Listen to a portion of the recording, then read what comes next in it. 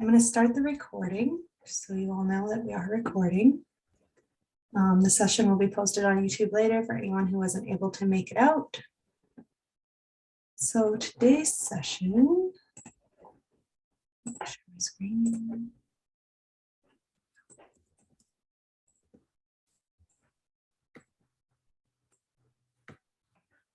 Today's session is about creating Anishinaabe stories for children.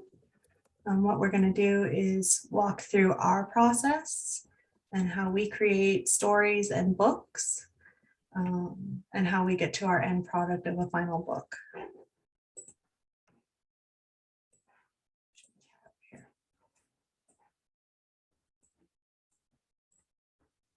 So if anyone has any questions at any time, go ahead and interrupt me or type them in the chat, and Darcy will let me know they're there if I don't see them.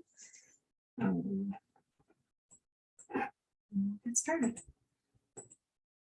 Buju-ga-kanaawaa, Ninanda-gikendaanaawaa, Chris Kopanes Indigenous, Manitoba-tigaw-nonji, Mashkozin-dotem, Anishinaabe-mowin Danoki, Anishinaabe-mowin gawi-jiatud Danokiwin. My name is Carissa Kopanes in English. I am from Manitou Rapids, Rainy River First Nations. I work for Anishinaabe-mo-da Waking Up Ojibwe as the gawi-jiatud Anishinaabe-mowin. So my role is to help create resources, manage our website, create programming, help run that programming, and a billion other little things. I feel like our roles are always little things and evolving. So with me on our team today, I have Darcy Jones and Tim Smith. If you guys want to introduce yourselves really quick. Buju-ga-kanaawaa, Mushkene-wasike-gindigo, Darcy Jones, Indigenous-gikendaanaawaa, Mang-nendo-dem, Kuching-nendonji, Fort Francis and Danungam, Ga-wije, Odam-ad, Abenujiag-Ji-Anishinaabemowin, Anishinaabe-mo-nid in Danoki. And I work with Carissa in Anishinaabe-mo-da. I visit 0 to 6 centers and help with resources and lots of things. We were just talking about jobs and how we just cover so much and do everything we can, and I'm happy to be here. And if anyone has any questions or any issues, let me know. Me, which Darcy? Kira Tim.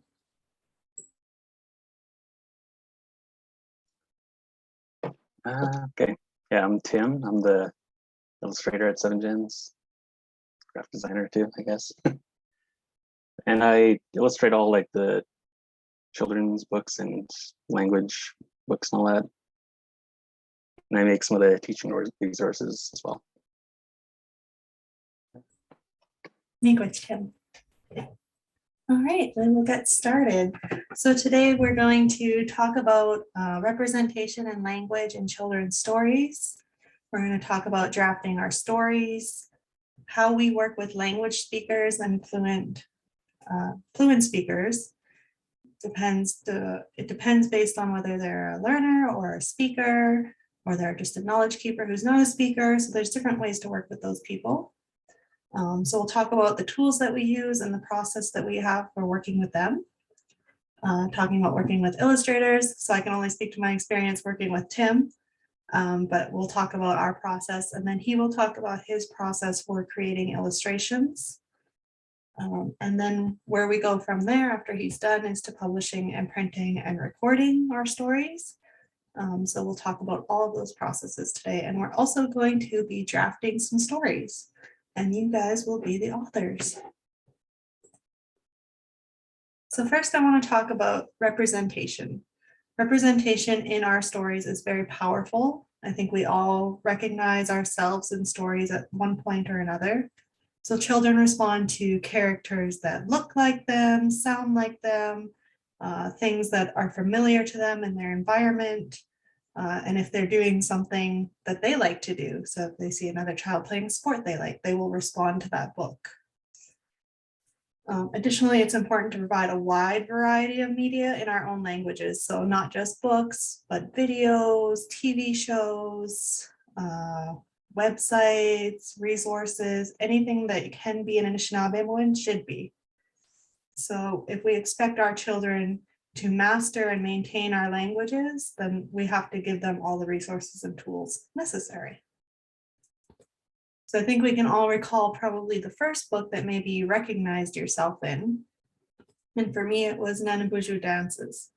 My mom brought this home one day from a trip. I think she was in Toronto or something like that on a job. And she came home and brought me this book. And I finally recognized myself in a book. There was powwow dancers, there was language. I got to see one of our legends written down. And it was the first time that I really saw myself reflected as an Anishinaabe person in a book. And I went, oh, that's a thing, you know? And I think it happened again for me in high school when I found Keeper and Me by Richard Wagamese.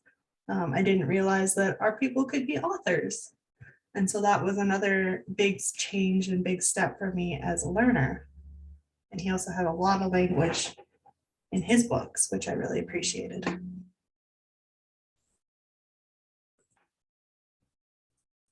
So there's a lot of different ways to draft your stories. You have to make some initial decisions in order to draft your story. So it's important that you don't get too attached to your drafts though, because they're definitely going to change. You're definitely going to make some decisions right off the bat. So the first one is, who is my audience? You know, am I writing for a 1-year-old? Am I writing for a 10-year-old? Where am I going with this? Are they teenagers? Are they adults? Are they just beginner learners who are adults? Right? So you have to decide who you're writing for. So if I'm writing for a baby, I'm just going to write like 1 word per page, right? Like those nice little board books that you see all the time with the one, you know, this is red and this is green, those kind of books. If you're going older, you might say, oh, that cat is brown in Anishinaabe instead of just brown. So you're going to change it up. So who's your audience is very important. What's the focus skill of your book? So a lot of children's books also include focus skills. So this is something that we've been trying to incorporate a little more. So if the focus skill is learning colors, you're going to focus in on the colors. If you are having trouble with, you're having trouble with your Zoom.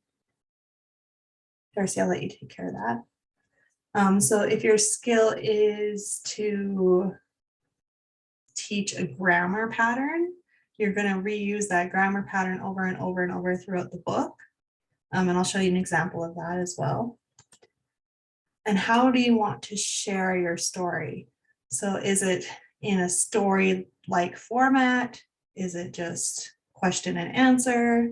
Is there characters?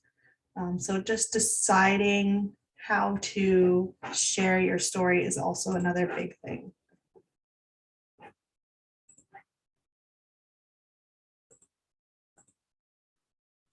So once you've drafted your story, and I'm going to pull up one of my drafts actually. So this is a draft that I created for one of our upcoming books. Tim's actually already finished all the illustrations for this, so I'll be using it as an example today. So Ninanda-gikendaanaawaa, where are the animals or where do they live? And again, I've got a spelling mistake. So again, don't get attached to your drafts because they got spelling mistakes. So here I've just written out the English, the Ji-Anishinaabemowin, and I've written some notes to Tim about the illustrations and what I might like to see. And I've written it out page by page, what I want on each page. So I know that, and so Tim kind of knows how many illustrations he needs to make. So what I did with this one is I wrote it in English, and then I tried to write it in Ojibwe. So as a learner, I knew there was mistakes, but I decided to just give it a try. And then I went to a speaker with it. So once you've drafted it, you're going to proceed to get it translated. Either way, do not forget your sema, don't forget your tobacco. That's the important part for us. And our process is offering that sema to our speakers to do the work with us. So there's one of 2 ways that we operate usually. So usually a language speaker will directly translate what I wrote with suggestions for word changes. So that's one way. So in this Anishinaabe Gawin, it was a very simple book, 1 word per page. A speaker just looked it over after I had attempted it and fixed anything up or translated the words I didn't know. And that was that. That was done. The other way, which takes a little more, a lot more time, is to work with a language speaker to rewrite your draft in Anishinaabe. So Aginjibigwesi o Dibajibamazanaigan actually took us about 1.5 years to write and to get completed. So yeah, that's on average, and for our final copies to come in and be distributed, the whole process was about 1.5 years. So when a speaker directly translates for me, I come to them with my draft, I give them tobacco to help me. Maybe I've already tried to put it into Anishinaabe, maybe I haven't, depending how confident I'm feeling. So I offer them tobacco to review it and discuss any edits. So for example, with the Ninanda-gikendaanaawaa, I went to Rosemary Tuesday and I offered her tobacco and sat with her, and she looked it over and made the changes. I went back, I made the changes, I brought it back to her to look at again. So it can take 1 to 3 sessions depending on how complex your story is, and how much language is needed, depending on how much work you've already put into the Anishinaabe one. There's lots of variables. So then you finalize your draft, hoping that your fluent speaker gives their final stamp of approval.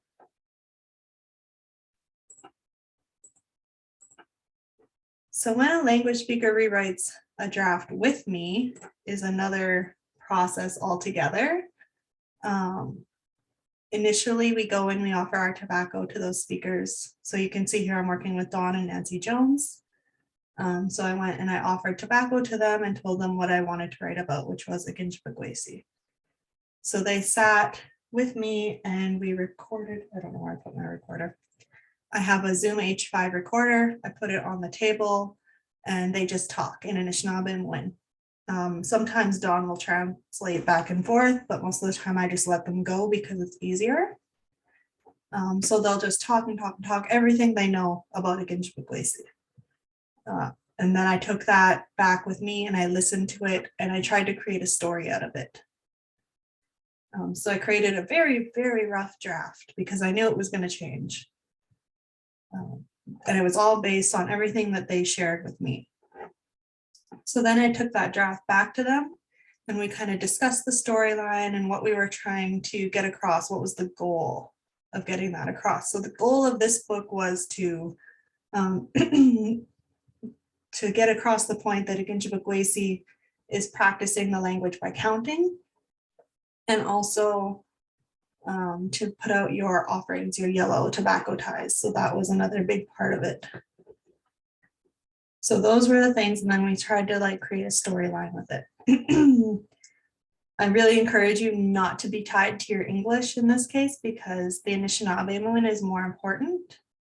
And the Anishinaabe will be the main language showing. So your English should reflect the Anishinaabe and not the other way around. So allow it to change. So if they're saying, oh, it doesn't translate like that, say, okay, we can change the English to make it reflect what the Anishinaabe is actually saying. So then you go back and you clean up your draft after that time. And then you come back to your speaker with that draft. So this is maybe your second draft. We're going to go through it again, start translating it into even more. If there's something missing, you're going to add in more pages. If you're not getting the point across, they're going to change that. Just different little things, right?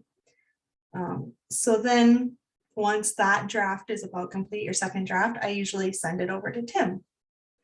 And then he goes forward and starts the illustrations. A lot of times too, our speakers will give us notes on what they'd like to see in the book. With Nancy and Dawn, they'll often say, don't do this. It's specifically something they don't want to be illustrated. Maybe it's something sacred or something that shouldn't be drawn out like that. So they'll be very specific about that. I think it was the bear book we were working on, and there was a bear out in the winter, and they're like, that's weird, he shouldn't be out there. So I had to take it back to Tim and say, can you take the bear out? And for sure, he was like, yep, I can do that. And he took the bear out of there. So just little things like that. Like I wouldn't have even noticed, but they picked up on it right away. So it's gonna take multiple sessions for a book like this that's really reflective of teachings and language. It takes a long time. So don't be discouraged if you go back and forth a lot, and be willing to put in the work. The book that you see us working on here in this picture is actually a different one. It's the Ninanda-gikendaanaawaa. I give you one of my gray hairs book. So that book actually took us a while too, because that teaching was very important to Ji-Anishinaabemowin. Like she wanted it to be very reflective because it was a story from her childhood. Question. Yeah. Did you give your elders, do you give them tobacco each time you meet, or just like initially to get the process started? So I give every time I meet them, simply because every time I meet them, they're often not just sharing about the book.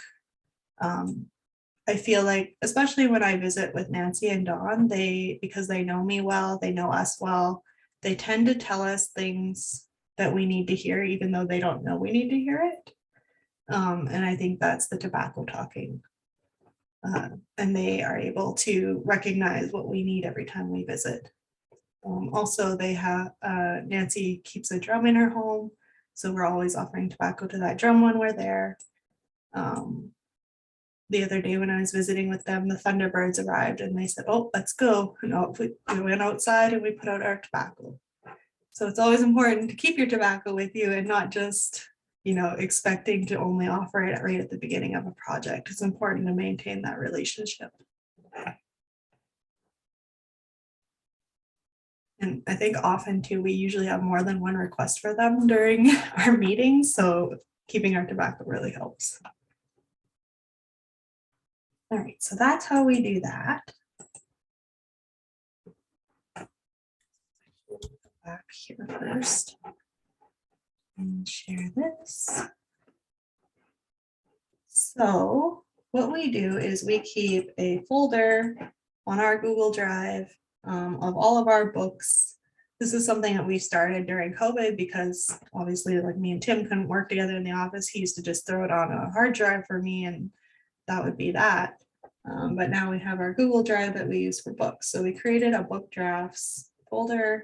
We have this checklist where we list all of our books, and then we can keep an eye on where they're at. There we go. So you can see Ninanda-gikendaanaawaa. We got our comments from our people. I got help from Rose. I wrote it. I added illustration suggestions and went to Tim. Tim finished the illustrations, and now we are waiting for it to be proofed. So we've ordered the proof from our printer, and that should be in soon, hopefully. And then we will check that over, get the book recorded, make sure everything matchy, and then get it sent for publishing. But that list, if you're working with a big group of people or an organization like ours, that list is really helpful to keep track of where everything is. For some people are finding the font a little big or too small Okay. to read. So maybe you can change your font or size. Sorry. Yeah, no worries. Let's zoom it up.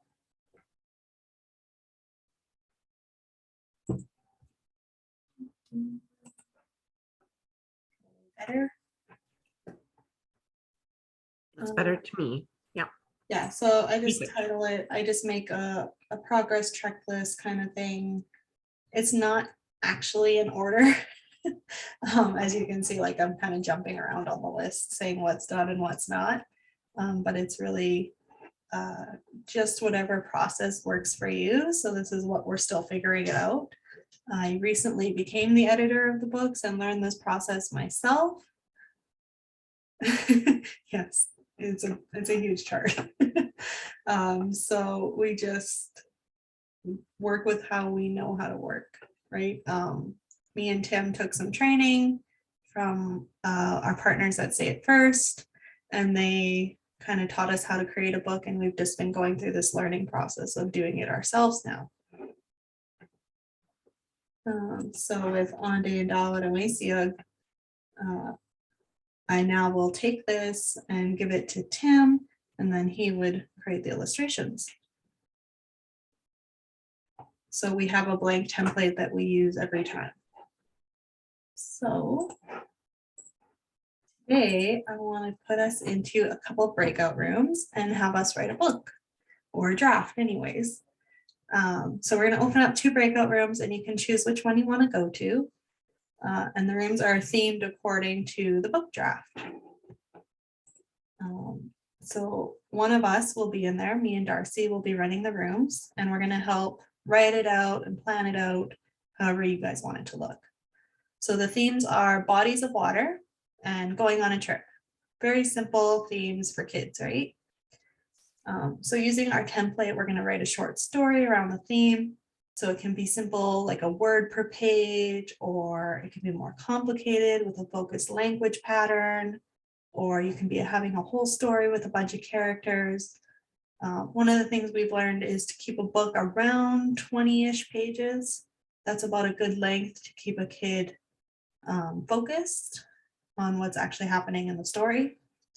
Make sure that we write down your name so that we can give you credit when the book is actually published.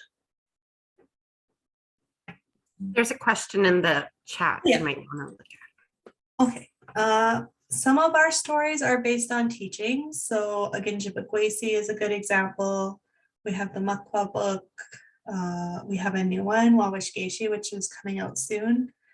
Absolutely love that book because it is so based in our teachings around Wawashgeshi and what they provide for us.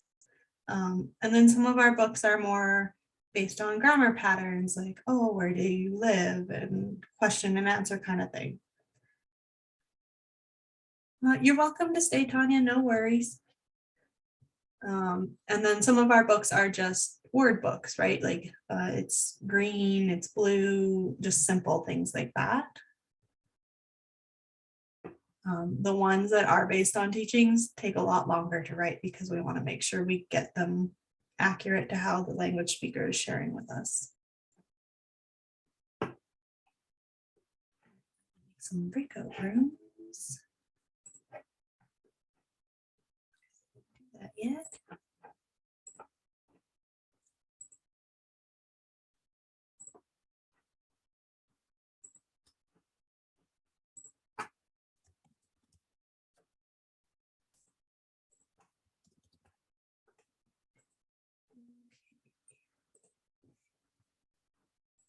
So I'm going to open up the rooms for 30 minutes. If we're done before that, we can just come back to the main room. But you guys can go ahead and choose which room you'd like to be in.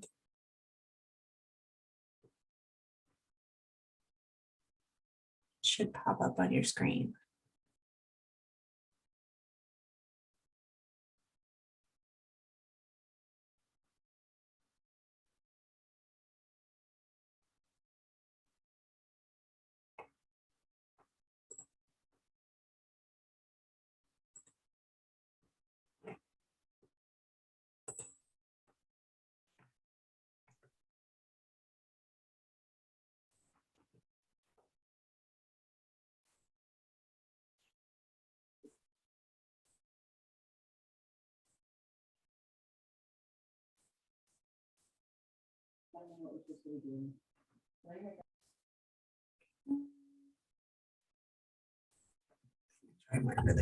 Okay, so we're gonna do, I'm gonna share my screen at some point. Here we go.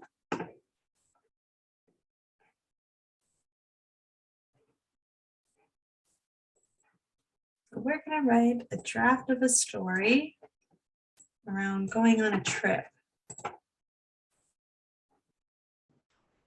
Can you zoom in again, Krista? Yes, let me get. Good. Is that big enough? Yeah, looks good. Thank you. Make this full screen.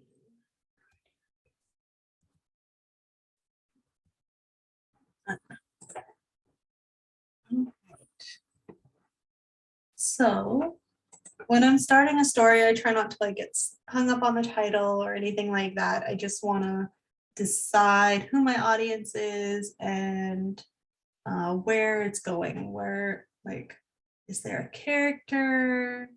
Is there a story? Is there a grammar pattern? So I guess it's really what you guys want to see happen. How about going to a powwow? Yeah, we can do that. So I might just put like into a powwow, so we know. So when you do a go into a powwow book, do you see like a story happening?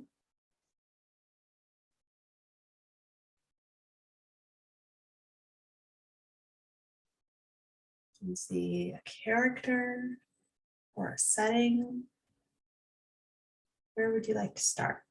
And I always start with English because I don't write in Anishinaabe first, unless I have like a specific grammar pattern in mind, then I might start with the Anishinaabe, but I usually start with the English. It could include who's all going with you. Yeah. So your characters, who's going to be around. Maybe from a child's perspective. And I always like to name the kid right away. Then I know who I'm talking about. I know in one of our books we called them Alex because Alex was a very gender neutral name and Tim is drawing the character very gender neutral. We could use Sam. Yeah, Sam.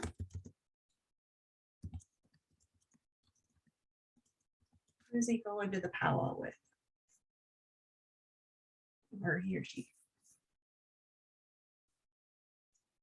Kukum. Okay.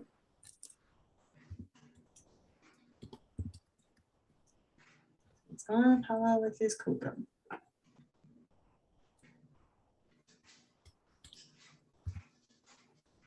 And one of the things that we were taught to do, like in these kind of stories, is to make almost like a dilemma, like a plot line. What's their obstacle to getting there? How do they overcome it? Those kind of things. So is there an obstacle you could think of that would prevent them from getting there?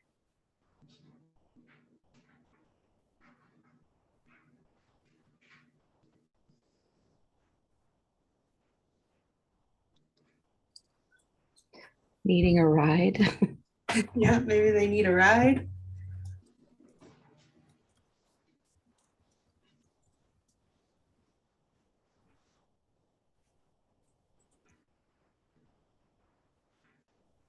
So then what I usually do is I'll just start writing. Even if it doesn't match page for page, that can always be fixed later. And we usually try to keep things in either first or third person. It's just easier in terms of translating and in terms of like kids relating to it. It could either be like Sam talking or we're talking about Sam and his kokum.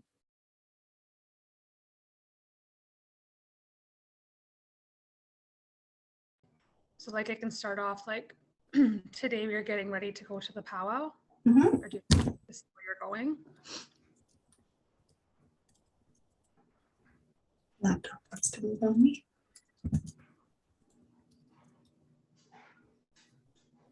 Something simple like that. I try to keep it like 1 to 2 sentences a page. Simply just so you have more illustrations. What about something like next where we have to pack our items or something around those lines? So you could say like, it could be like my grandma told me to pack my items up.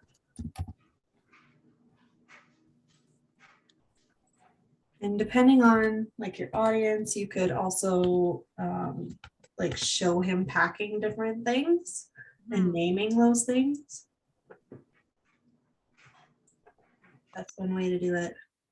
Or you could just show him packing up his suitcase and then doing other things.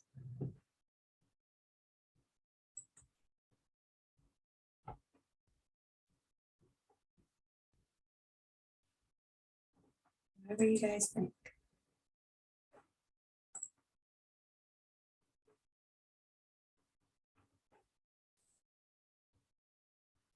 It kind of depends if Sam is a powwow dancer or not. Do we want him to be? That's up to you. Sure. Yep.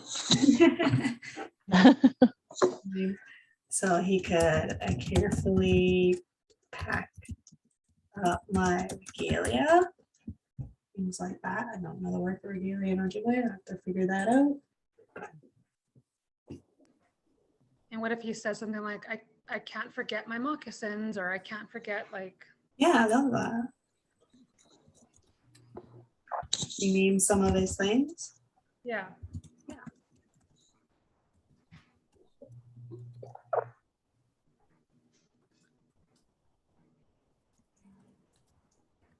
There's that grammar pattern as well. You're kind of working it in there. Mhm.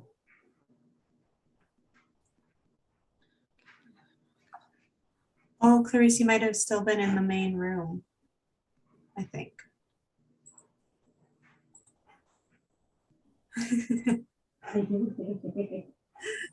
It happens.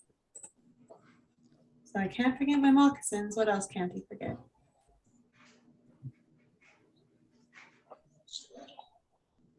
What about his head roach? Yeah.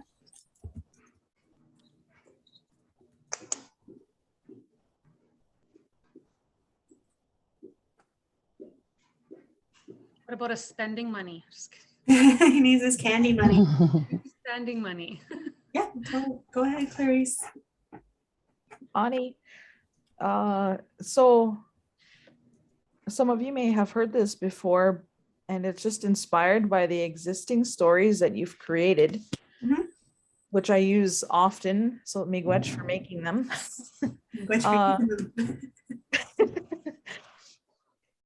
But whenever my family sets out on a trip, we put tobacco offering down and ask the Mayan gun to clear our path for this journey. Love that. Yes, we should absolutely put that in there. So what if you can't? I can't forget my spending money.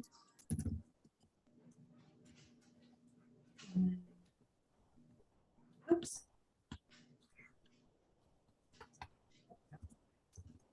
Can't forget my tobacco.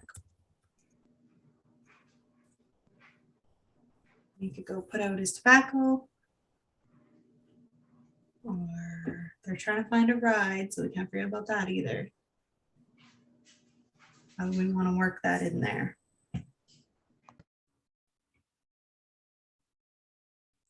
We can have all these things that he can't forget, but he forgot to ask for a ride. Yeah, he could even call his Kokum and be like, hey, Kokum, can you take me to the powwow? And then he ends up going with her. That's Perfect. cute. That's Right? cute. I like that. So maybe instead of his grandma telling him, his mom tells him here, because he's got to call grandma for a ride. Right?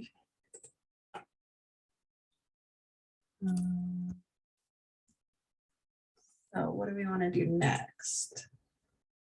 You could even just say like, oh no, I forgot to ask for a ride.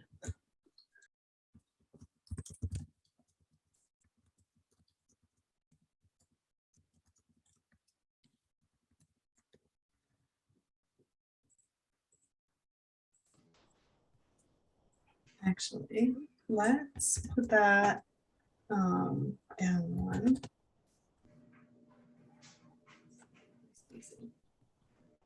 A little bit OCD about my spacing. I'm not gonna lie. Yeah. Okay. So if he goes and put his tobacco down to get there safely, and then he goes, wait a minute, I don't even have a ride. I think that'd be pretty cute. I better call Kokum.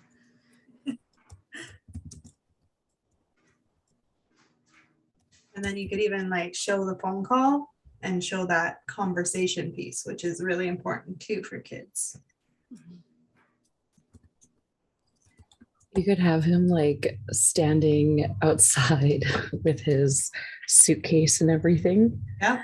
And then like looking for someone to pick him up and then being like, oh, this, like recognizing that was when he needed the ride or forgot to ask for the ride. That's what I was thinking too. Like he would think like, aha, I'm ready. And then that waiting. Oh yeah. Yeah, yeah, exactly. Kind of like me when I was waiting for the breakout room. I want to do it too. Wait a minute. And then maybe the grandmother can, you know, check to see if the child has everything.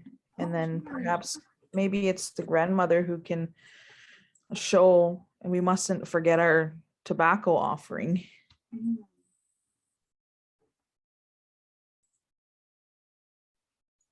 Should we put that after? Yeah, I would think so. Well, I mean, if that's the route you would want to go, that was just an idea. Yeah, no, I love it. I'm just, I have a hard time sometimes getting orders in my head. Which is hard when you're writing a book, right?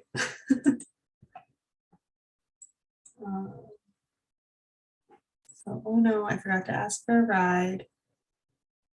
I better call Kokum.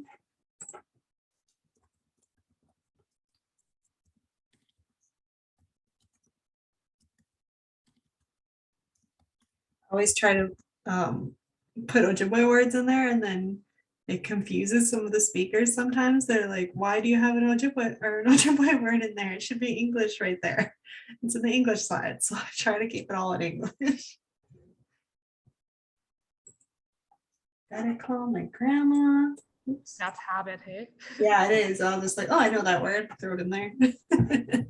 But sometimes if I'm like, oh, I know that word, I'll put it over here, right? Instead. And then I know I gotta work with that word. Better call my grandma. So you can show them like on the phone and they could be like talking either side of the page. You can think about how that would look. What he would say.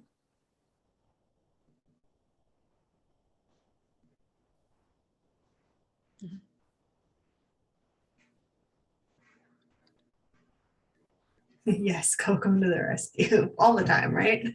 Just gotta call grandma. What if Holcomb told him a time, like I'll be there by such and such time, I'll be there in so many minutes, or I don't know. Yeah, that'd be cute. There we go again.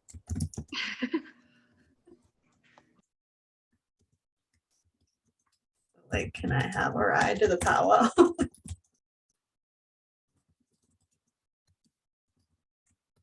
I don't know how they would say it. Again, not getting too attached to our English because it's probably going to change when the speaker gets a hold of it.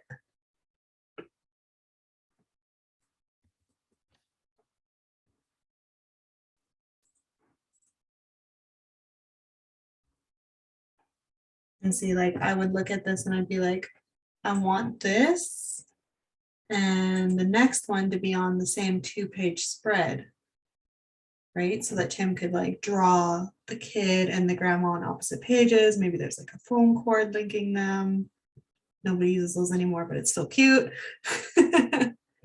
right? So like I might say I need to put something else in here.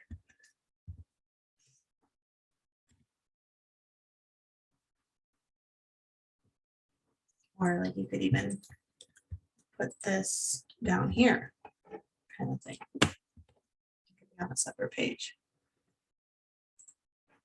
So then what do you guys think grandma would say when he calls?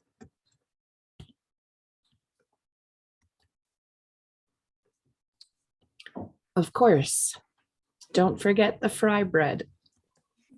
Go in. Just go then.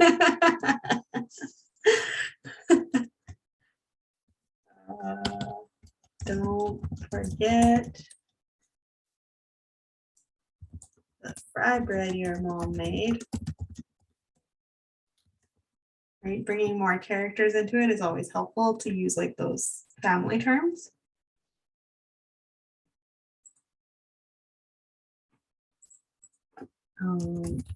Be there soon. 'Cause we know we don't follow time. We're not like be there in 5 minutes. Anybody actually there in 5 minutes, especially Kokum. Okay. What do you guys want to do next? What are you seeing for it?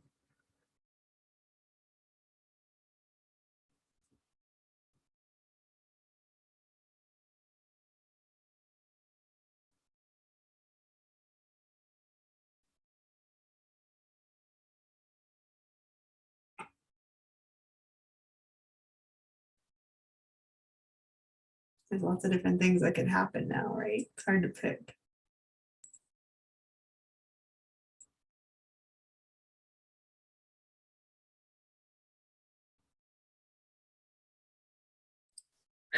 He heard her res rocket from 3 miles away. Yes. I hear that car coming. So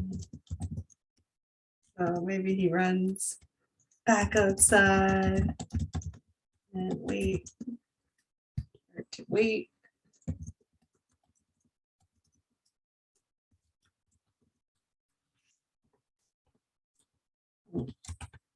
Pretty soon I can hear her car coming. We'll get Tim to draw like a real nice res car.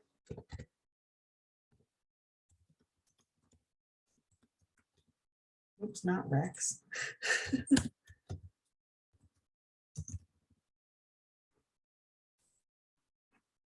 think smoke signals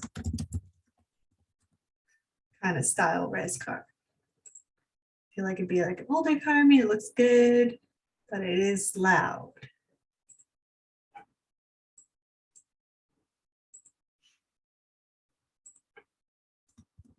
When grandma pulls up, she says,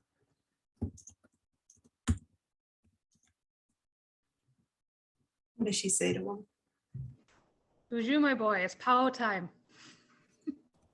I don't know. Cute. I love the my boy thing because everybody does that.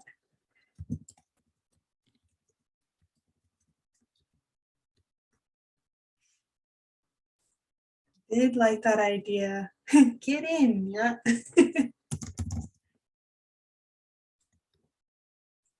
Sing. Everyone always says that. You can say something like, we're just in time for supper break. That's cute. He should say that.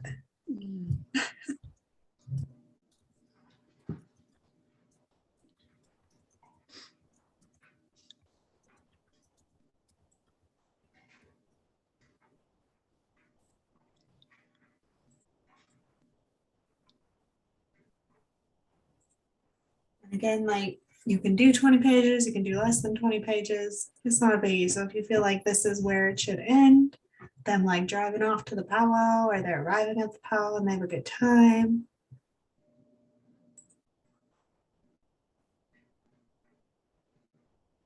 You did mention, I can't remember who mentioned like her asking if he has everything. That's an important thing. It would have been cool to have him like put on one or a few pieces of his regalia, because it could be like a teaching method of what goes on first and that kind of thing, depending on what the focus is of the story. But that would have been kind of cute. Yeah, I feel like You there's a could- part two. End it like by that he's getting ready for, like he's ready for grand entry or Mhm. something. Yeah, we could like cut to that.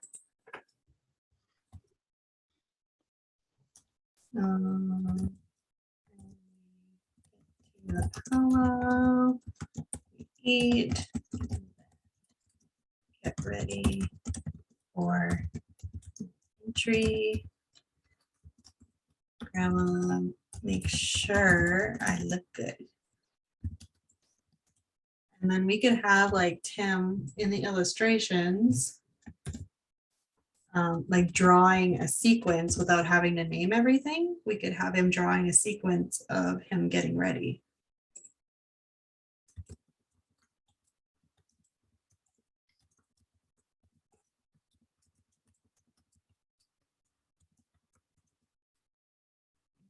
Yeah, a grand entry is definitely like all those power words. Like, how do you even say those? I have a list somewhere actually, because I went to a powwow with a fluent speaker and he was like whispering in my ear all the different words.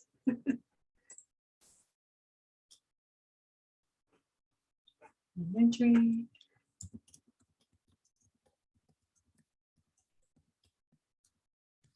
Like you could say like maybe like 1, 2. You could probably do like 3 images on a page, so maybe like 6 images of sequence.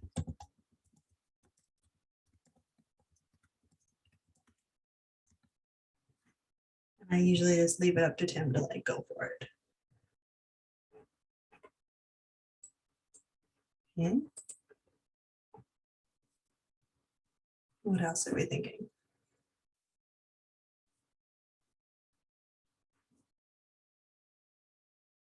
It'd be really cute if he goes, "Oh, I forgot to ask Grandma for a ride home."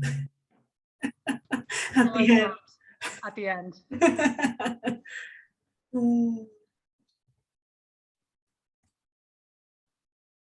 It's like something about having so much fun dancing throughout the night. But I forgot to, I forgot to ask my grandma for a ride home. Just leaves them there. I mean, it's happened.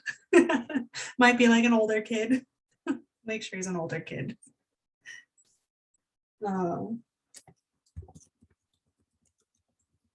Dancing, singing, visiting. Again, like this could be another sequence of them doing these things.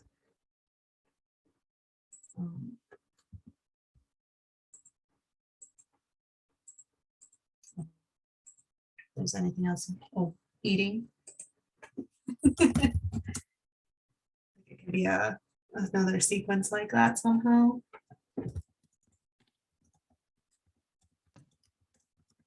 What if he's like getting tired? Like, I'm getting tired now. Wait, I forgot to ask for a ride home or something. I don't know. Yeah.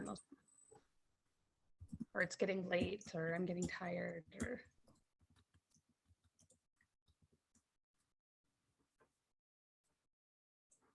Oops. Stop.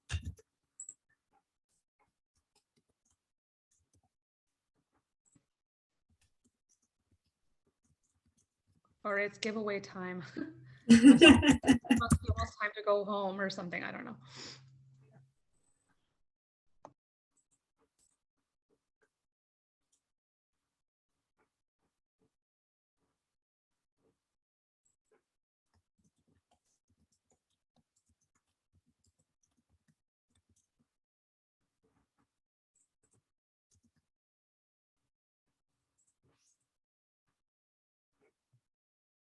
You guys like that? Is there anything else you want to add? Again, we can add or delete pages, as many as you need. I think one of our books now is like up to 30 pages, which was pushing it, but it needed it. It needed to be that long to get the teaching across. But for like basic books, I try to keep it around this long.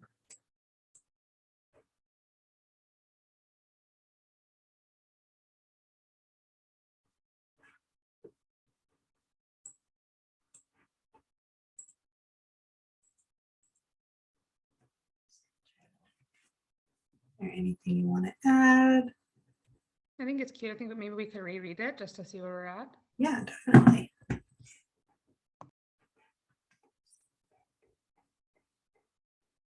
Okay. Today we're going to a powwow. My mom told me to pack my items up, carefully pack my regalia. Can't forget my moccasins. Can't forget my head roach. Can't forget my spending money. I can't forget my tobacco. I put my tobacco down for a safe trip. I'm ready. Now I'll wait for my ride. Oh no, I forgot to ask for a ride to the powwow. I better call my grandma. Hi, Grandma. Can I have a ride to the powwow? Of course. Don't forget the fry bread your mom made. I'll be there soon. I run back outside to wait for Grandma, and pretty soon I can hear her car coming. When Grandma pulls up, she says, "Hey, my boy, it's time to go powwow. Get in." I say, "We're just in time for supper break." When we get to the powwow, we eat, and then I get ready for grand entry. Grandma makes sure I look good. We have fun dancing, singing, eating, and visiting. It's giveaway time now, and I'm so tired, and it's so late. Oh no, I forgot to ask for a ride home. What do you think? Super cute. I think it's cute too. I think at the end, if you scroll back down, it says, "It's giveaway time and now I'm so tired and it's so late." Should he say something, or should they say something about wanting to go home or ready to go home? And then they're like, "Oh no, I forgot to ask for a ride." I don't know. Or I think it's time to go home. I don't know. Something around that. I'm ready to go home and sleep. I'm tired. Yeah.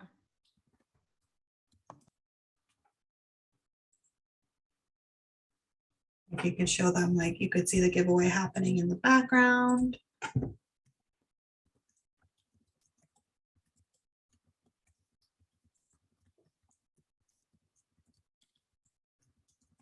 He'd be like falling asleep in his chair. I know I've done that. Eagle Lake used to go till like 4 in the morning. We would definitely be sleeping in our chairs. I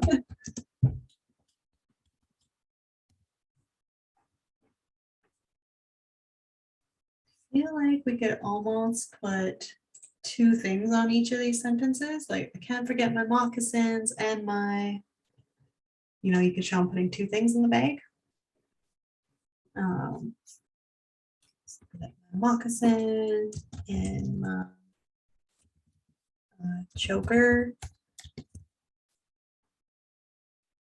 or like the breastplate, and then whoops, I think we're getting booted out soon here.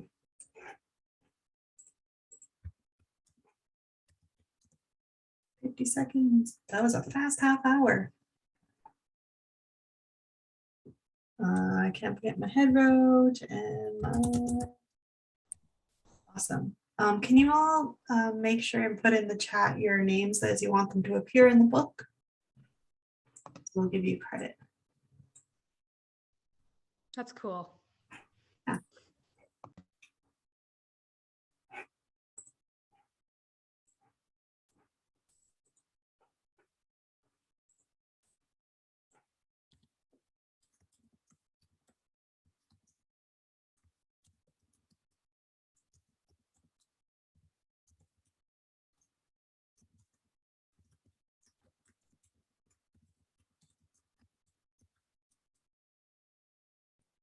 I don't believe that was half an hour.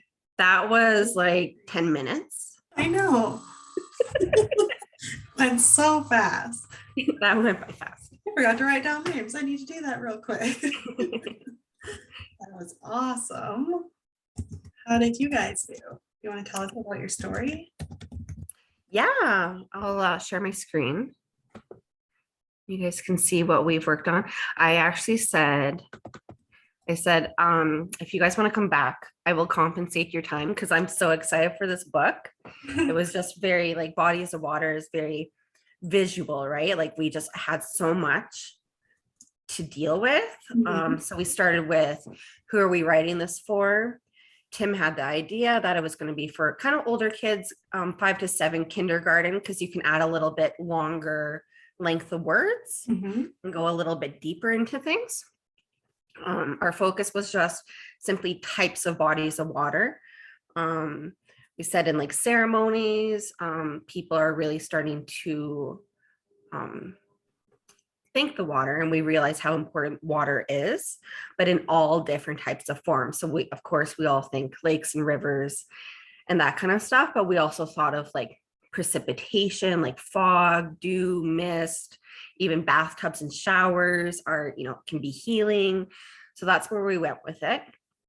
So we started with just oh, my computer's gonna die.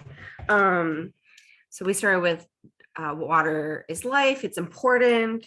We all know some like lakes and rivers, but there's, you know, types that we haven't thought of, like rainbows and swamps. So I wanted to label the different types first and foremost. So like lake, Sagai gun, and then have a sentence or a paragraph that goes along with it. Again, we just worked out of brainstorming. So we were like, here's an idea, but we have more ideas for the next one. Let's move on to the next one, and we can always come back.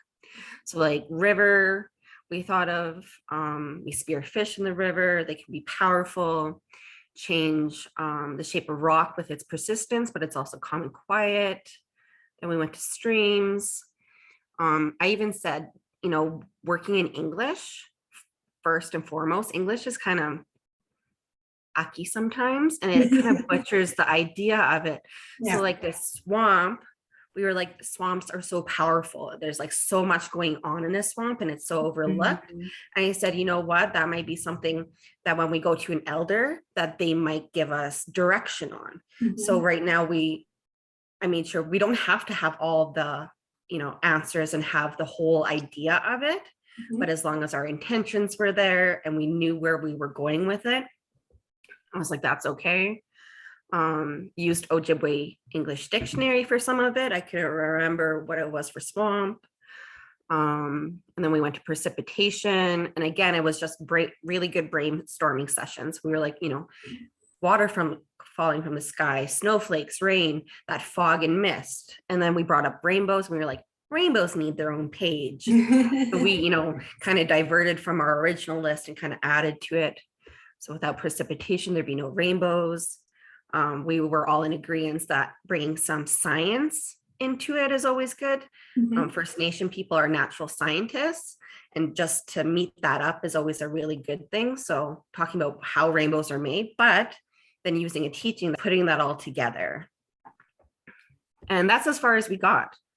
It was very good. I thought we would have more time, and I wrote down my people's names, and I think we're going to get together and go on with this because Perfect. we weren't finished yet. So, but that was really great. It was a really good group, and I'm happy to go on with it. And I mean, if we're done a little early, you guys could even hang out some more and talk some more. So I'll share ours. Does anyone from the group want to talk about our story?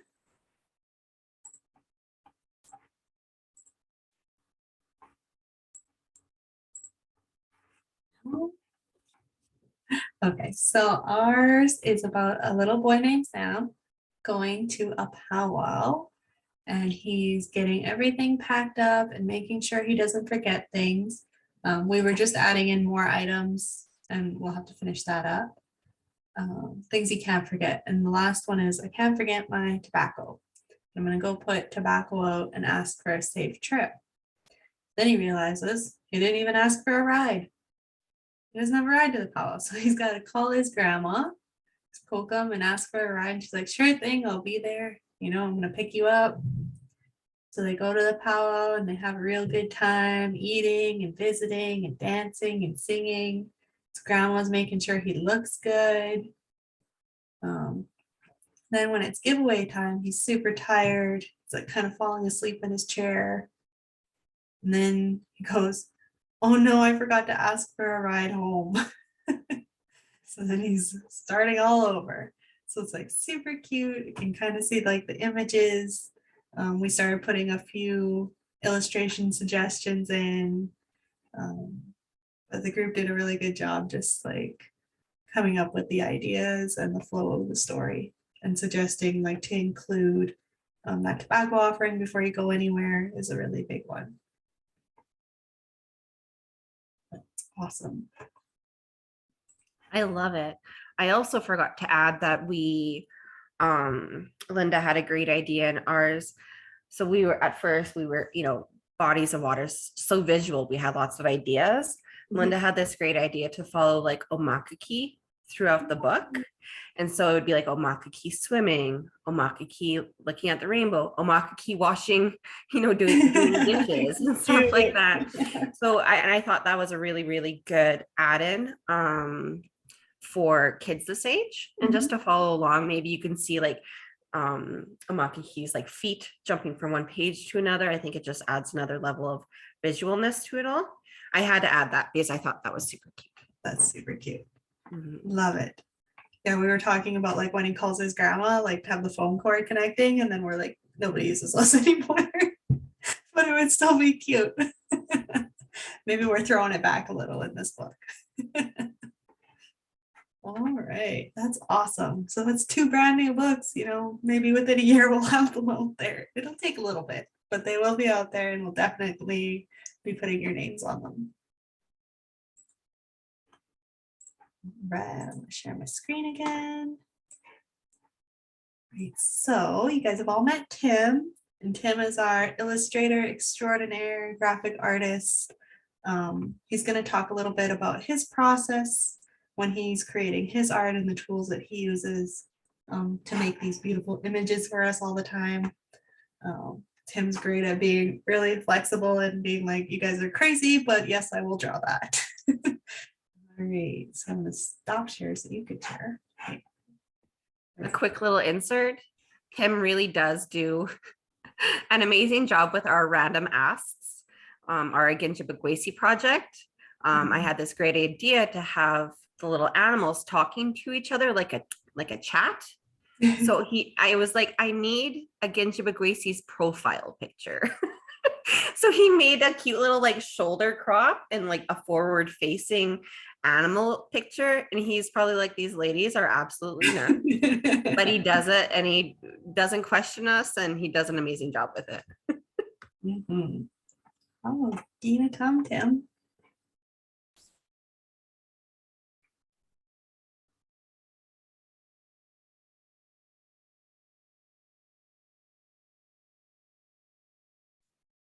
Okay, there we go.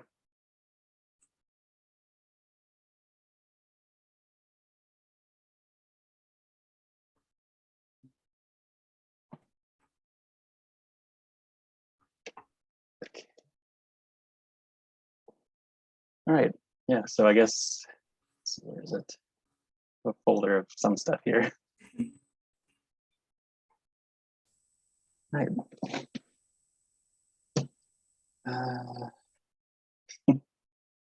Okay, yeah, so when I first start a book, I guess, I usually decide like based on age group what it's gonna look like. So like for books that have like older audiences, I guess,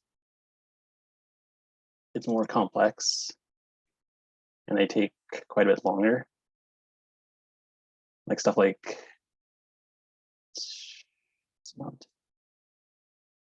that is for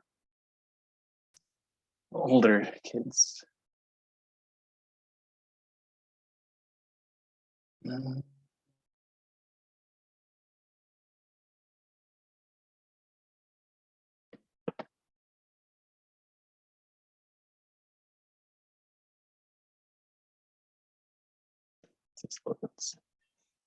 we go. So usually when I start out, stuff is kind of rough like this. I usually go through that for the entire book. So this is one that I did where the whole thing was kind of planned out before. And I got feedback on this from, I forget who wrote this one. But yeah, that's like, you can see how rough some of the ideas are to begin with.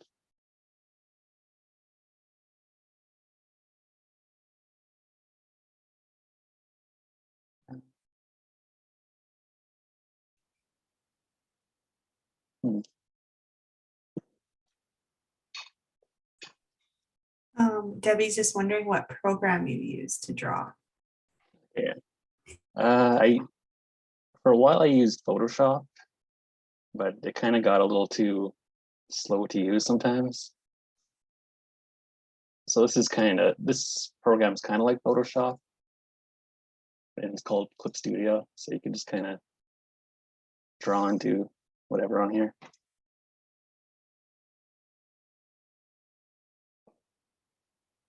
Trying to pull up an actual.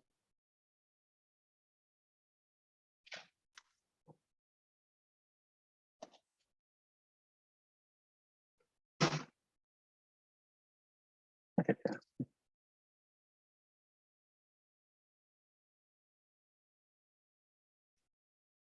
So this is like a really simple kids book. Like it usually always just starts with like a really rough drawing like that. And I have these squares here because if you draw outside of these, there's like a really, the way books are printed, some like stuff outside of this box usually gets cut off, which is something I kind of had to learn over the years.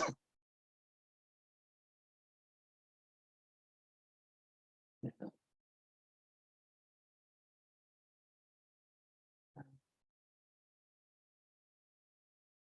I guess if anyone has any questions for now.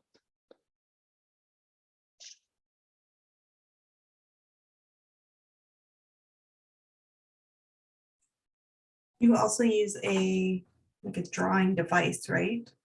I don't know Yeah. what it's called.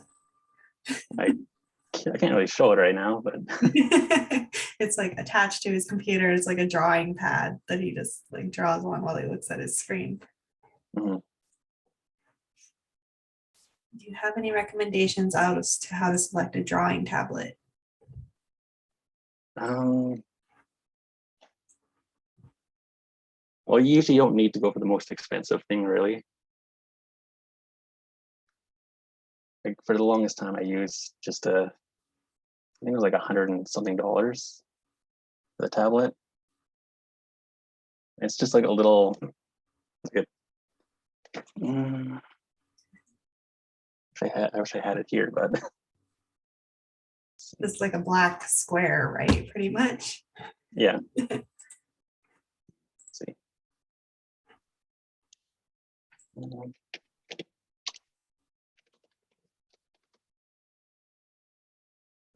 using the wrong keyboard. Tim has too many keyboards and I have no keyboard. Okay. I just press. Mm. Okay, this is what I'm using currently. So it just has a little search you can draw on it. Goes directly on the computer. You don't really need one of these really big fancy ones. Like it's nice to have, but it's not really needed in the end. You could do fine without it.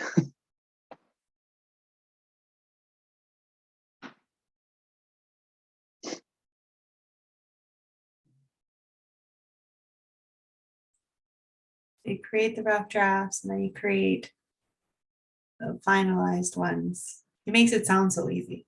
Let's see.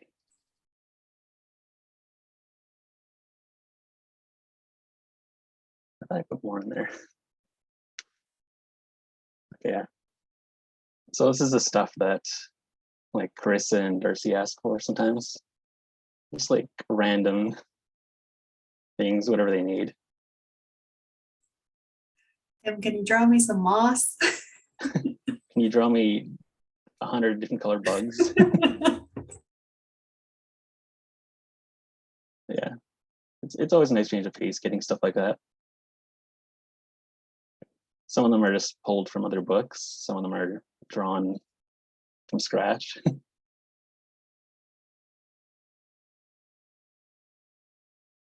Yeah, you kind of learn how to save time that way.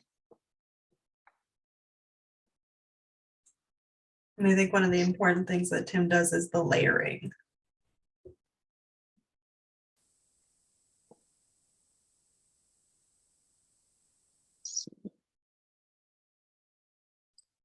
What's your turnaround time when they give you a finished, like the first draft of the book, to sending them your first draft? This one I think took, what was this, a little more than a month, I think. I would say about a month, yeah. Yeah. And some of them are a little faster. Here's the gray hair book you were talking about. This one took quite a while. That one Yeah. took a while. Yeah, and had quite a bit of fixes. One of the big ones that Okimakanebi came back with was that both of her grandmas lived in a wigwam, but they were different shapes. And we originally had the wigwam in a house. So Tim had to go through, and where you see the conical wigwam, he had to take the house out and put the wigwam. Yeah, she was originally doing dishes in a house. Skills.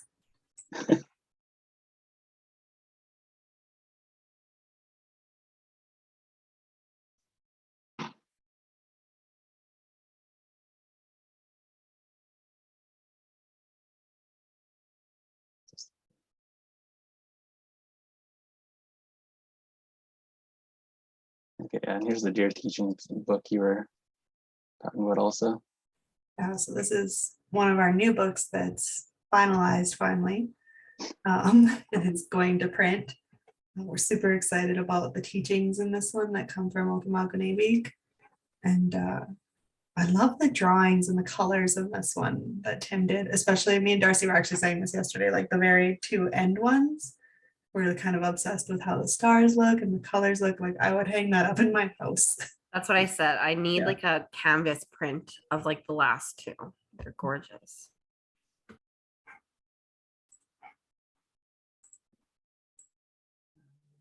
Let's see.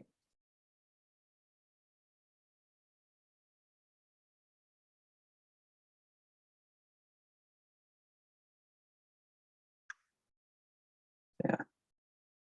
I guess I could just kind of show you how these are. So everything's kind of like broken down by layers, I guess.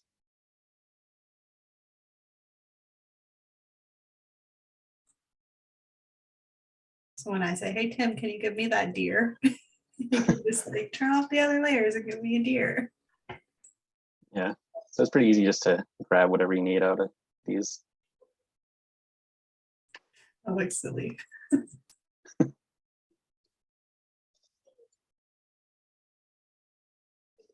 Yeah. I usually don't like showing people the roughs because which is something you have to get over, but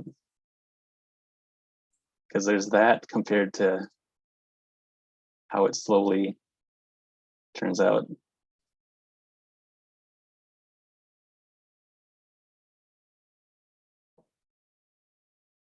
So yeah. That's awesome. I've never even seen this, so I'm like excited.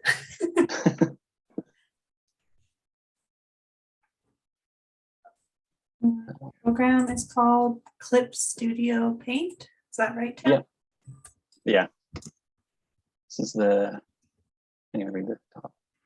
Yeah, Clip Studio Paint. It's usually on sale, so you might as well. It's not too expensive either. It's, I think, $100 or something. It's better than Photoshop that you have to subscribe to. So. Mhm. And so you create TIFF files, is that right? Yeah. It's just something I learned in college, I guess. They're just compressed, but they don't lose any quality though. Hmm. So that's why I use those. Okay. So because if I saved them as like kanjis or something, they'd be massive.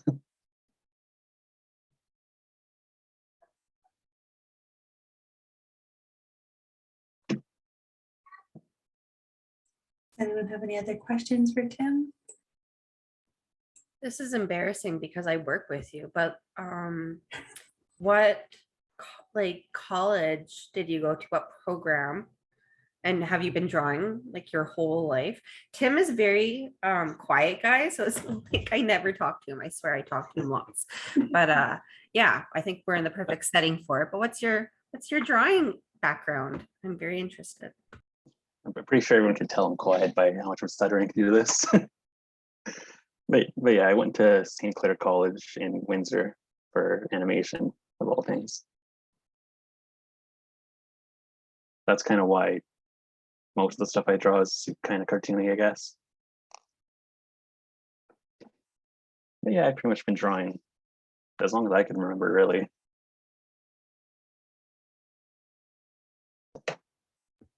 I think the animation part of it, it makes sense, but two, it just like perfectly works with our program, and we're a kid-based program, but you bring it to life so much. We always brag about you, and just to see like your beginning books to where they are now, how you just found your own style. I've never seen a style like it, and we try to tell you this all the time, but we are so grateful for you and will not let anyone steal you. Never allowed to steal Tim. So, is there anything else you wanted to share, Tim? Not a whole lot, really, unless anyone like has something specific they'd like to see. I think I have most of the books on this hard drive. Kind of badly organized, but they're somewhere. The golden hard drive. Mhm.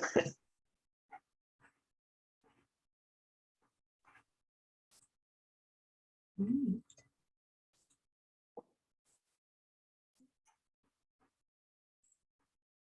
Any more questions, comments?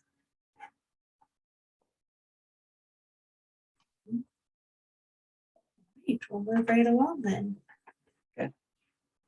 Miigwech, Tim. Yeah, you're welcome. I appreciate you coming on. I know you were shy, but I appreciate it. Yep.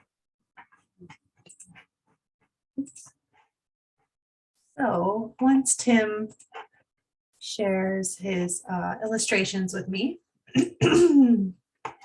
once he's done and we're good to go with those, he uploads the TIFF files to a Google file folder in our drive. Or if we're in person, he'll actually put them on my hard drive. But that's just a COVID thing, like we've adapted to just putting it in the Google Drive.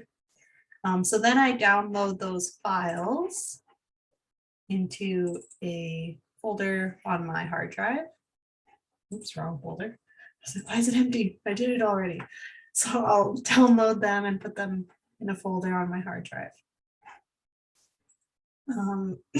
So then I convert them into Adobe Illustrator.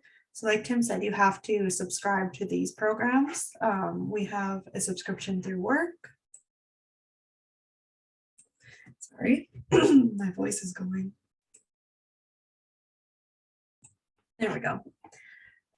So I use Illustrator, and so what I'll do is create a I think I have the preset set up already. So when I want to create a certain size book, we have about 3 different sizes of books that we usually print. I'm thinking this book is going to be a bigger one. So I'm going to use my 8.25 size book. So that's 8.25 inches. And what we give that extra 2.5 simply because at the printer, it's the bleed space. And it's probably going to get cut off. So we need a little bit of room. It's going to load.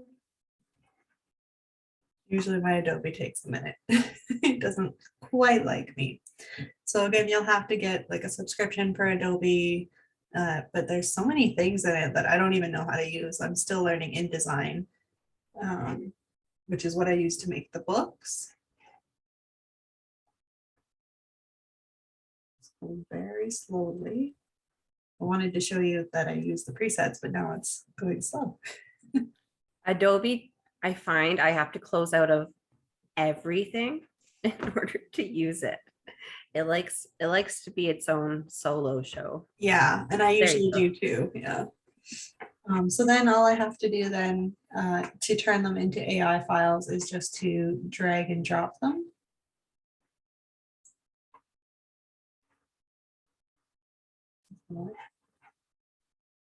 Yep. And then I have to resize it.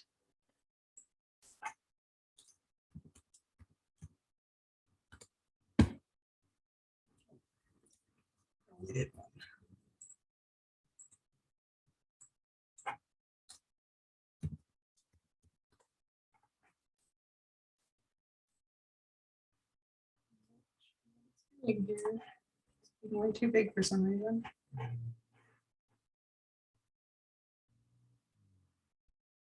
Change the wrong one. Oh yeah, that's what I did. Change the wrong one.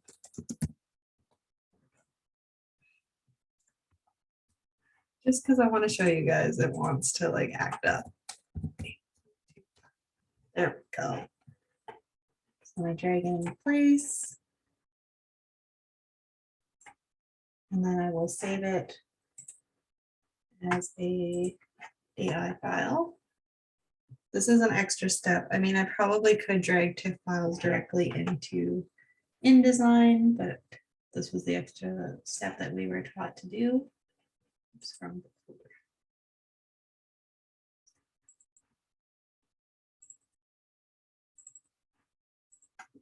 And I know that this is going to be the cover page because that's how Tim labeled it.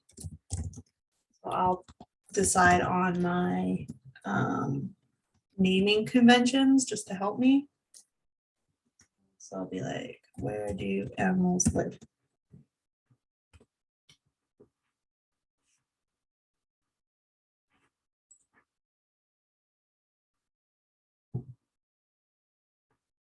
So then once it's saved, instead of creating a whole new document, I'll just like delete this picture and bring another one in. So I'll just delete it and I'll bring another one in and I'll save it under a different name. It just makes it my life easier. I'll just do the same thing, save as a different file name. And then once I've got them all AI, I'm not going to go through all of them because that takes a long time. Then I'm going to do my book layout. So I need a file. You can see I've got all these other books laid out.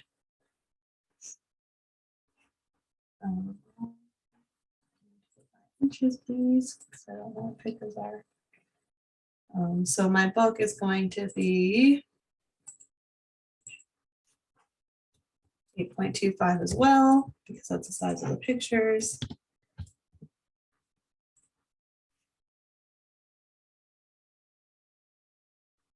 And I'll take a minute just to create it. If you guys have questions, just go ahead and ask. We got time.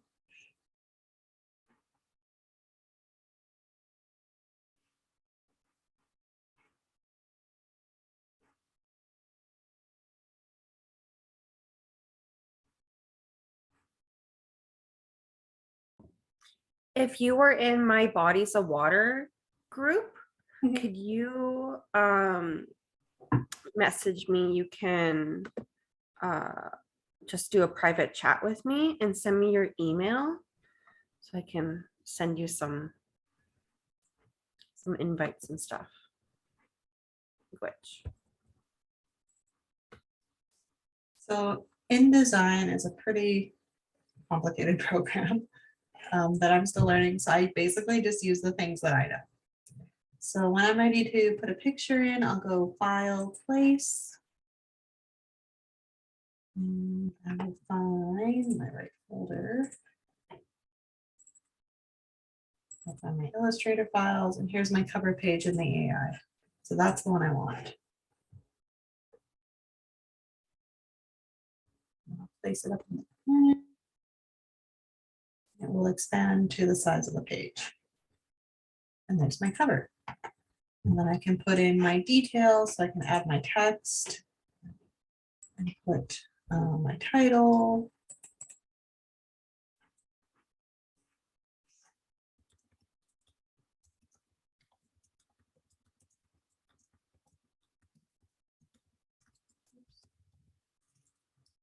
Ninanda-gikendaanaawaa, and then you can change your font or anything you need to do.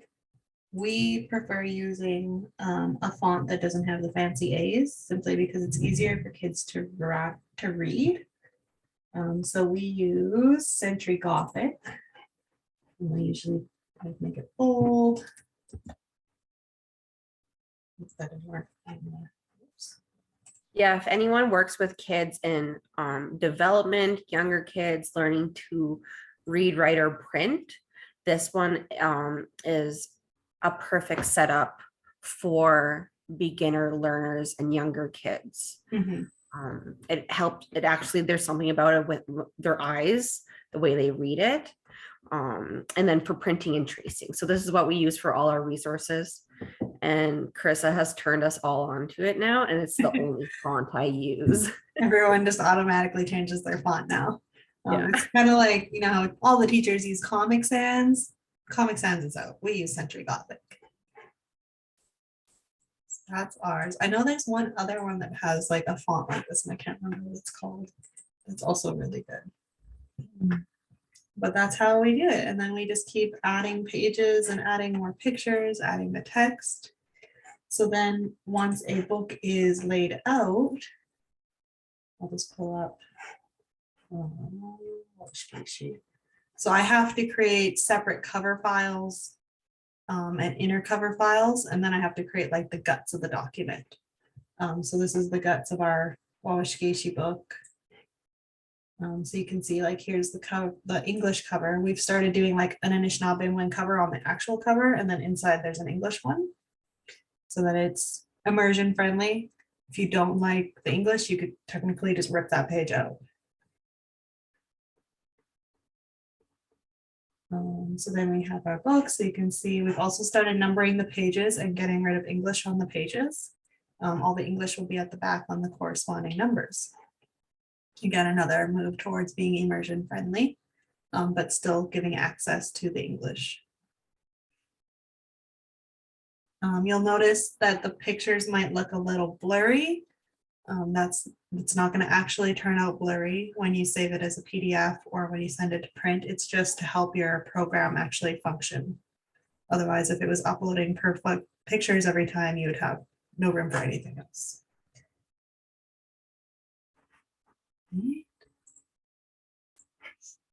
So then when I have those documents finished, I'll print off like a rough copy and I will take it back to the speaker. So that book, like I think I've printed it like 3 times. It's just a lot of ink, but it's worth it because I take it to the speaker and they're like, oh, here's the book that we've been working on, you know, and they can see it with the illustrations. They can see it, how it's going to kind of function as a book. I try to like double side the pages and make a cover kind of thing, so it looks good for them. And then I asked them to do a read through with me. So I actually took that one to Ogemagunebik a couple weeks ago now. And she said to me, I want you to read it. So that was fun. I read it to her. She was actually really hard on me, which was funny.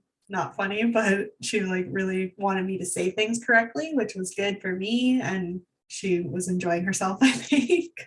But then so we went through it and she's like, no, that's not how it should be. So we made a lot more edits to the flow of the story and like different endings on our words and things like that. So then once we fixed it all up, it was time to record. So when we record, we use our H5 Zoom recorder. You can either, like what I'll do with Ogemagunebik, because she's so experienced with recording, is I'll just place it on the table and turn it towards her. She knows like to watch out for background sounds, and she knows like not to touch the table, so she'll just like sit there and talk. But the quality of your recordings is very dependent on the environment that you're in. So when you're recording, keep in mind like any background noise, like sometimes you can hear a fridge in the background like going off, or you can hear a vehicle going by. When we were at our old office, I had to be careful like that the ambulance wasn't going by, you know, so and hearing those sirens in our recordings, and I had to be like, can you wait and can you say it again? Or I think there was one point we were recording and I accidentally spoke over her, so I had to like get her to say it again. So it's very dependent on your environment and then what tools you use to process it afterwards. So what I use is a free program called Audacity. I know on most Mac computers and things like that, there's GarageBand that a lot of people use for this as well. So what I'll do is I'll record on our recorder and then upload those recordings to my computer and then go in and edit them. I can remove some background noise. I can cut out parts where maybe I'm talking and just create the whole actual audio. You can also, with these recorders, plug in an external microphone, which is really good if you're working with an inexperienced person, like if they're not used to recording themselves. I would recommend like getting a solid chair for them to just relax in, nothing that turns or allows them to move. Make sure they don't have anything in their hands that they could be like fidgeting with. And then set the microphone up over like next to their face, not in front of them. So we have like a microphone and microphone stand, and it plugs in down here at the bottom of the Zoom recorder, and it records right to there same way. So it depends on what you're used to. These things can get a little expensive, not gonna lie. I think we paid about $500 for our recorder, and then a couple hundred for a good microphone and a stand. So I know there's like grants out there where you can access to get technology and things like that as well. So if you need help getting those kind of things, having access to that money is really helpful. And then Audacity is the free program that I use to edit recordings. So what I'll do is I'll just grab, we haven't recorded this book yet. We recorded Wawashkeshi the other day. So what I'll do is create an archival copy of the actual recording where we're talking to each other. And Ogima actually did something different with me this time. She asked me to read for her. So I read the sentence and then she repeated it back to me. And that became the recording, and I just cut my voice out of the recording. So I always keep an archival copy in case we have a conversation or something in there that I need to go back and refer to. This is a skill that I learned at Ojibwe Methodologies Gitkimanal, our immersion group, when I went like 8 years ago. I don't even know anymore. Our last session was with John Nichols. He came and taught us how to record. And if you know him, he's the one who like runs the Ojibwe People's Dictionary. So he came and taught us how to work with first speakers and how to record them. And then I separate them out into little recordings by page. That's for the people who create our Read With Me videos. And then I also keep a copy of the full book, just as one reading. Because one thing that we're planning to do also is create QR codes that you could like just place into the book and scan and then hear it being read as you're sitting there. That's coming, along with many other things. So what I would do is I'd just drag it over. And it shows up in here.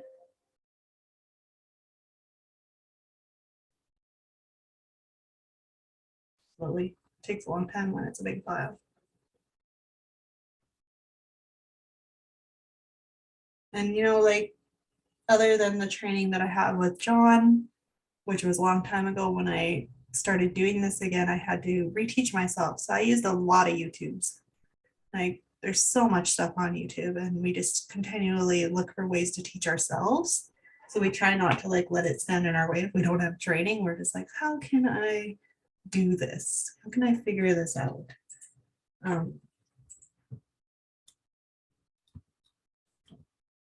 Gotta remember which one to zoom in.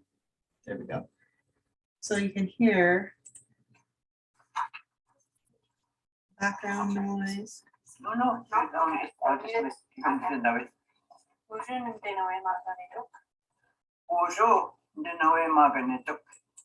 So you can see I said it, she said it, and then I would just get rid of all of this. I would just delete it. And then it's gone. And then you can hear in the background, there's a little bit of fuzziness. I can go into effect, noise reduction, get noise profile, and then select everything and apply the profile, which takes a bit, but it will take out that same background noise across the whole file, which is really handy instead of having to go back and do it to each of your files. So I'm not going to wait for that because you guys will just have it. I'm not going to save it because I don't need it. So that's how we create our audios.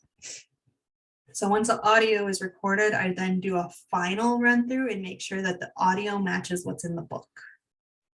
Because if they don't match, that's not good. So then I make my separate read with me files which are then sent off to another company who create those videos for us where you see the book pages flipping and somebody's reading. And we always have a fluent speaker read those. And then when everything is finalized, we share it out to the public. And like I said, it can be a long process. A lot of our books take over a year. But there isn't a wrong way to create a book or a story. You can see here, I have an example. You know, we didn't have our Untitled book yet, but Tim had finished the drawings. So we just made a little book in a Word document that people could print for now, which is an easy thing to do. Or I've seen people create books in PowerPoint or online programs.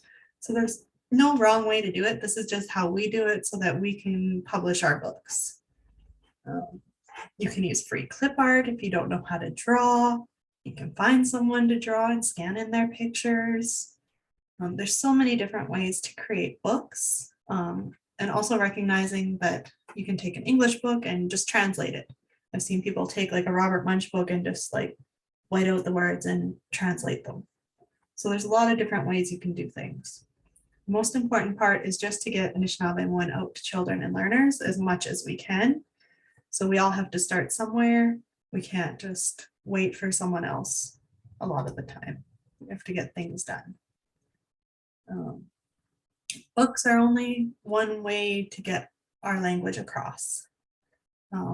So there's lots of different ways that you can share language or learn language. If books work for you, then great. If they don't, then find what else works for you. So if you guys have any questions or you need clarification, you can reach out to me. You can ask me now. This is my email. If anyone wants to get a hold of me, that's probably your best bet. And I'll get back to you as fast as I can. But that is what I have for today. I'll put my email in the chat. If you have questions now, though, I'd be more than willing to answer them.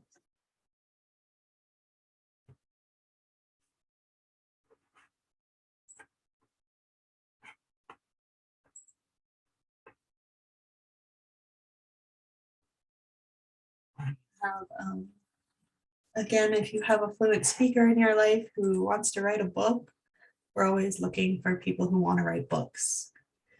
A lot of people have ideas and they just want you to take their idea and go for it. That's awesome too. I had an elder at one of our meetings the other day and she was like, gave me a word for a bug that those little black beetles that scoot around on the water. She gave me the word for that. And I was like, we need a book about bugs. Do you want to write a book about bugs with me? And she's like, yes. And that's how it happens sometimes. Hey, Krista, to order your books like in bulk for like our program, what's the process for that? It's a great question, Dana. We I've been in are, contact with Darcy a few times for different things, but like I know that we probably like to buy like probably a set of everyone if possible. So just kind of wondering how to go about doing that. yeah. Right now, we don't have a process other than to contact our partners at Say It First and hope they'll get back to us. We are working to get that process in place though. Hoping that we can just have the ISBNs, whoever contacts the printer directly and say, hey, I need these. And then that also helps us keep costs down, like, because technically we're not allowed to sell books because we're a not-profit, right? We can't sell our books. We're funded by public money. Okay. So those books, if we can get them for you at cost directly from the printer, saves you tons of money. Okay. That makes sense. So we're working on it. Okay. Sounds good. I feel like that's been the answer for a long time, but yes, we're still trying to work on it.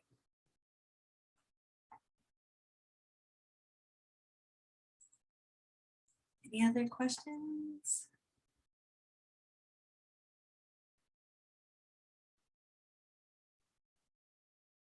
Hope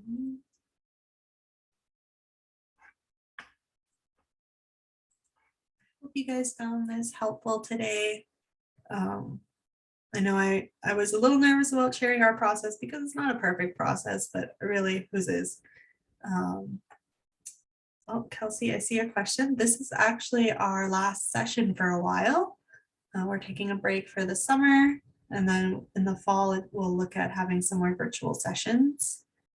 And we might have random things throughout the summer. Just got to keep an eye on our Facebook page for any announcements.